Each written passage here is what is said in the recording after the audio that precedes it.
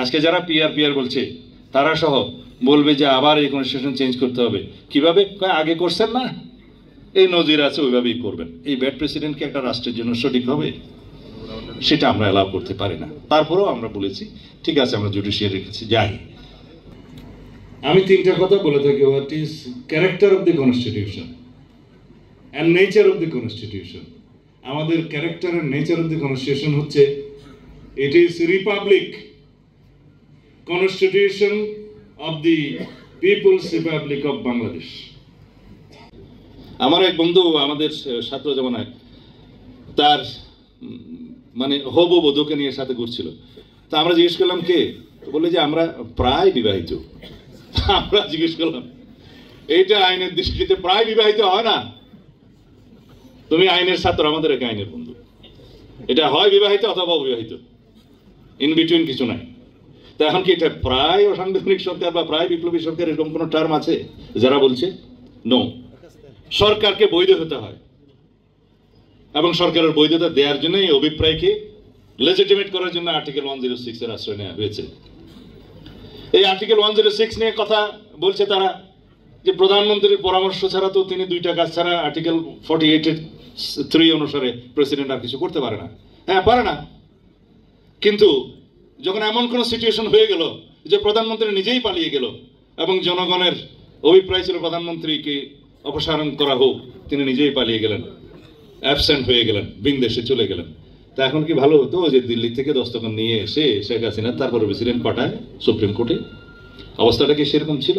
সরকার গঠিত হয়েছে, ইয়াস, গণ অভ্যুত্থানের অভিপ্রায়ে এই সরকার গঠিত হয়েছে, কিন্তু সেই অভিপ্রায়টাকে লেজিটিমেসি দেওয়ার জন্য আমার আর্টিকেল 106 এর আশ্রয় নিতে হয়েছে। বসুন্ধরা টিস্যু, অশুদ্ধতার বিরুদ্ধে এক বিন্দুও ছাড় নয়। এমনি এমনি হয় নাই। বলছে এটা না সাংবিধানিক সরকার না বিপ্লবী সরকার, শহীদ মিনারে যে ডিক্লারেশন দিয়ে যে কোনো সরকার হয় সেটা হয় নাই, হয় নাই। কিন্তু মাঝামাঝি সরকার বলতে তো কিছু নাই। তার আগে 1 নম্বর আইন, লস কন্টিনিউয়েন্স এনফোর্সমেন্ট অর্ডার, বাংলাদেশের 1 নম্বর আইন, সেইগুলো জারি করার ক্ষমতা কে দিয়েছে? সেটা জনগণের অভিপ্রায়। সে অভিপ্রায় কিভাবে প্রকাশিত হয়েছে? যেহেতু 25শে মার্চ 1971 একটা একতরফা যুদ্ধ ঘোষণা করা হলো, পাকিস্তান যুদ্ধে বাংলাদেশের নিরীহ জনগণের উপরে যুদ্ধ ঝাঁপিয়ে পড়লো, তখন 1970-এর পাকিস্তানের জন্য নির্বাচিত জনপ্রতিনিধিরা এই ভূখণ্ডের জন্য যেহেতু নির্বাচিত হয়েছিলেন, তারা একত্রিত হয়ে, যেহেতু সেই নির্বাচনের উদ্দেশ্য ছিল একটি কনস্টিটিউশন রচনা করা হবে, তখন তারা ঘোষণা করলেন আমরা নিজেদেরকে গণপরিষদ হিসেবে ঘোষণা দিলাম এবং আমরা বাংলাদেশের স্বাধীনতার ঘোষণাকে সমর্থন করলাম এবং আমরা বাংলাদেশ পরিচালনার জন্য স্বাধীনতার ঘোষণাপত্র প্রস্তুত করলাম, প্রকাশ করলাম এবং এই ঘোষণাপত্রের মধ্য দিয়ে আমরা রাষ্ট্রপতি, উপরাষ্ট্রপতি এবং মন্ত্রী পরিষদ গঠন করার সিদ্ধান্ত নিলাম। যতদিন রাষ্ট্রপতি দায়িত্ব না নিতে পারবেন, উপরাষ্ট্রপতি রাষ্ট্রপতি হিসেবে দায়িত্বভার গ্রহণ করবেন এবং রাষ্ট্রপতিকে নির্বাহী ক্ষমতা, রাষ্ট্রপতিকে আইন প্রণয়নের ক্ষমতা, ক্ষমা প্রদর্শন সহ এবং সর্বাধিনায়ক হিসেবে সশস্ত্র বাহিনী ঘোষণা করা হলো। চূড়ান্ত অভিব্যক্তি রূপে যে দলিল, সেই দলিলের নাম সংবিধান। কিন্তু সেই অভিপ্রায়টা যতক্ষণ পর্যন্ত সংবিধান হিসেবে প্রকাশিত না হবে, গৃহীত না হবে, ততক্ষণ পর্যন্ত সেটা অভিপ্রায় হলো এখানের ওখানের প্রেস ক্লাবের গুলিস্তানের বক্তৃতায়।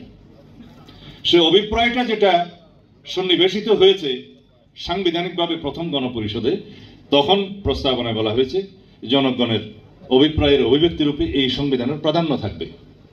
প্রস্তাবনার 4র্থ প্যারা।